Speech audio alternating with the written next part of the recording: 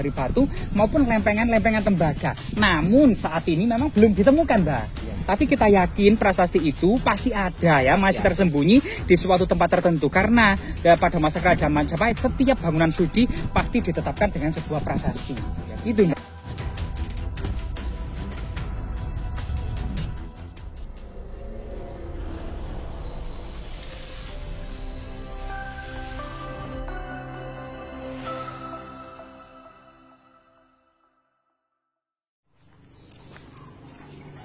Ya, assalamualaikum warahmatullahi wabarakatuh. Salam sehat, salam budaya, bahagia selalu. Jangan lupa ucapkan selamat datang, selamat menonton video-video di channel ini ya, untuk mengupas misteri-misteri, untuk mengulas sebuah fenomena, baik merupakan situs kuno ataupun kejadian-kejadian alam ya.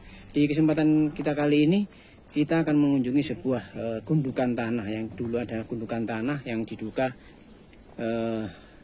sebagai tempat yang dijadikan juga sebagai tempat yang keramat ya, menurut warga sekitar. Ini di bawah pohon beringin ini ya, banyak sekali bongkahan-bongkahan atau struktur bata kuno yang mirip sekali sebuah bekas situs atau apa ya, candi era pada zaman dahulu ya. Ini ukurannya sangat besar sekali, hampir seperti bukit ya teman-teman ya. Coba kita lihat sekelilingnya pas ini teman-teman ya. Nah, ingat ya, ini usianya juga sangat tua teman-teman ya. Loh, sangat tua sekali, banyak sekali batu-batu andesit yang berupa Di situ ada banyak sekali batu andesit ya teman-teman. Iya, yang mana? Itu. Jadi Mbah, di sana ya, itu banyak selain kemudian batu bata kuno era kerajaan Majapahit, banyak sekali balok-balok batu candi serta batu-batu gundul. Namanya boulder-boulder Mbak, batu gundul itu. Ya ini batu gundulnya, iya Mbak, iya. Itu batu gundul Mbak namanya. Ternyata batu gundul ini termasuk di sini selain batu gundul itu gandrik itu Mbak ya. Ya. Ini juga ada batu karang, Mbak. Batu karang di sini. Batu gundul, batu karang, balok-balok batu candi. Itu strukturnya, Mbak ya. Iya. Nah, kayaknya strukturnya itu teratas itu adalah yang itu yang dinamakan mungkin paling magis dan paling sakral. Intinya inti. Yang itu. Iya, dari sebuah bangunan suci, Mbak. Intinya inti dari bangunan suci. Konon katanya struktur bangunan ini tidak pernah diekskavasi. Sampai sekarang. Iya, sampai saat ini. Menumpuk saat ini. Iya. Karena dulu katanya pohon ini pernah ditebang, berdiri lagi, Mbak. Sebuah cerita. Iya, mau diekskavasi, pohonnya mau ditebang. Setelah ditebang, berdiri lagi. Sangat menakjubkan. Luar biasa sekali ya, Mbak. Coba kita cari posisi yang lain, Mbak. Naik ke sini, Mbak. Nah, itu ada payung kuning. Coba ke arah kanan, Mbak ya. Karena selain ternyata keindahan dan nilai estetika bangunan kuno pada masa lalu, itu juga ditopang dengan banyak sekali batu-batu karang. Nah, batu-batu karang seperti ini ya. Ini batu karang ini ya. Nah, ini batu karang itu bukannya ada di gunung ya, Mbak? Nah, ini kemungkinan ya, ini dulu di laut toh, ya di laut. Diambil di apa namanya ya, dari pesisir utara. Ya, kemudian batu gundul itu dari gunung-gunung lereng Gunung Welirang disatukan. Ya itu dari ini memiliki arti kebesaran kerajaan Majapahit yang menyatukan seluruh Jawa Dupa. Dari potensinya baik batu karang maupun batu kali gitu ya, maupun batu bata maupun balok-balok batu candi, semuanya disatukan menjadi satu kesatuan, persatuan Nusantara, Mbak. Luar biasa Mbak ya. Jadi benar apa yang dikatakan oleh seorang pendeta kerajaan namanya Empu Tantular dalam kitabnya Sota Soma. Ini Mbak, batu bata sangat besar Mbak. Oh iya Mbak. Besar lagi. Iya, kemungkinan ada inskripsi nih Mbak di baliknya ini Mbak. Nggak ada ya Mbak. Apa coba lihat? Enggak usah, nggak boleh dibongkar ini Mbak. Dan banyak sekali diduga balok-balok batu candi dan candi yang sangat megah ini dicengkeram akar pohon raksasa Mbak. Sebagai bukti memang sudah terlihat jelas ya. Iya, dicengkeram pohon raksasa, coba dilihat dari situ itu. Ternyata di bawah akar pohon beringin raksasa ini penuh ya Mbak. Pohon beringin. Nah, ini pohon beringin kalau yang ini Mbak.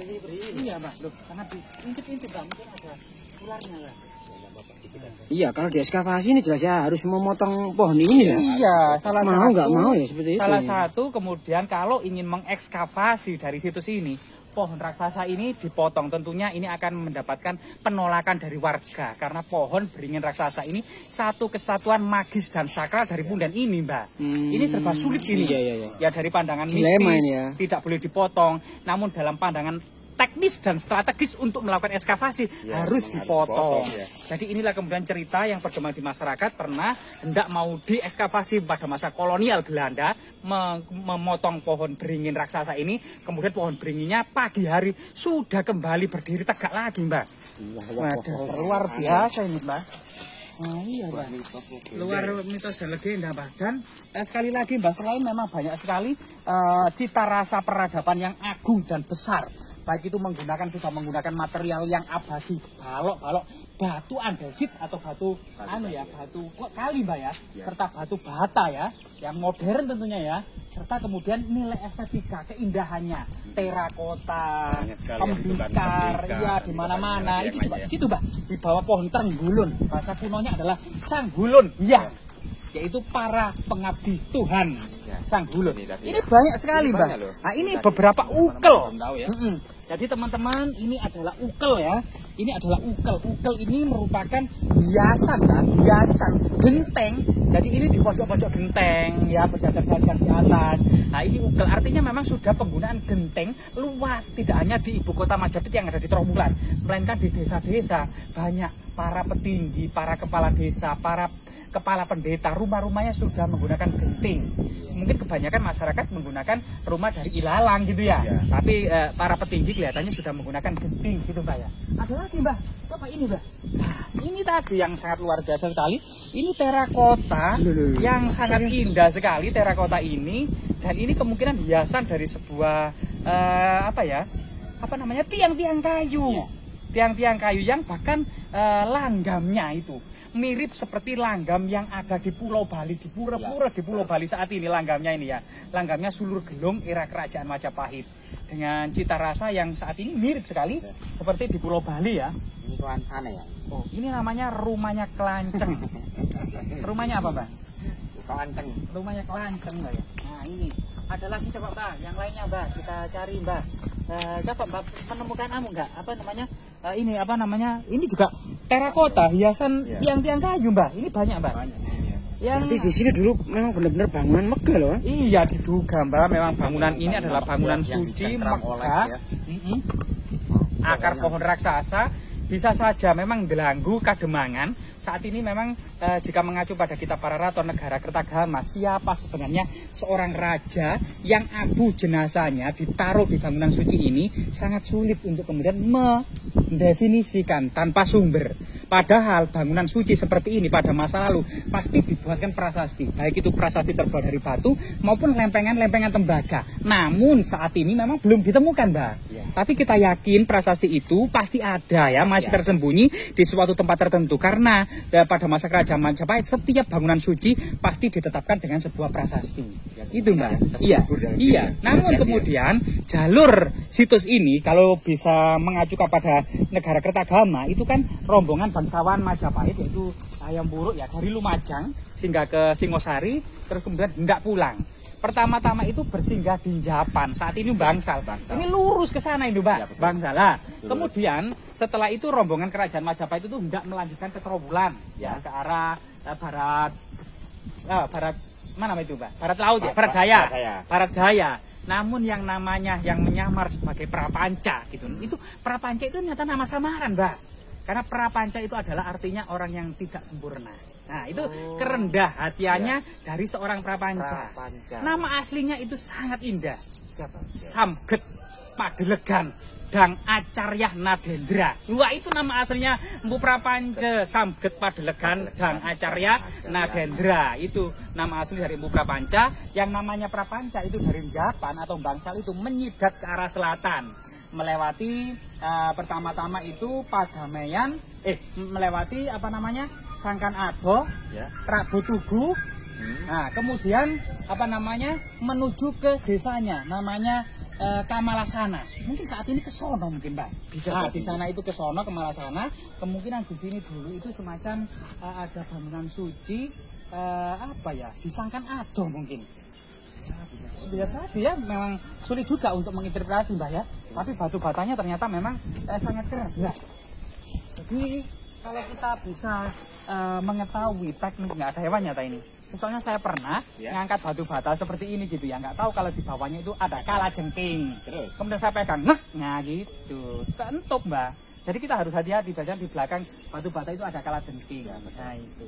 Nah ini kalau kita lihat jenis batu batanya itu khas. Berarti Majapahit itu sudah punya teknologi untuk membuat adonan yang terbuat dari campuran pasir, tanah liat, dan beberapa campuran tertentu agar batu bata ini keras dan kuat, mbak. Berbeda dengan batu bata saat ini. Betul. Enteng, cepat rusak karena terdiri dari sekam. Ya, plus dicampuri dengan garam. Nah, iya itu. Tidak tahan lama. Tidak tahan lama, apalagi sekamnya itu banyak dan tanahnya cuma sedikit. Jadi mudah. Memang keropos, berbeda dengan zaman dulu nggak ada sekamnya ini, mbak. Jadi cuma tanah lempung, tanah liat, dan cuma pasir saja. Dan ini luar biasa sekali ya. Jadi memang jika kita lihat struktur ini memang tidak ada ditemukan arca, kemudian sudah hilang ya, entah itu panteon agama Buddha atau arca-arca yang bersifat Hindu gitu mbak ya.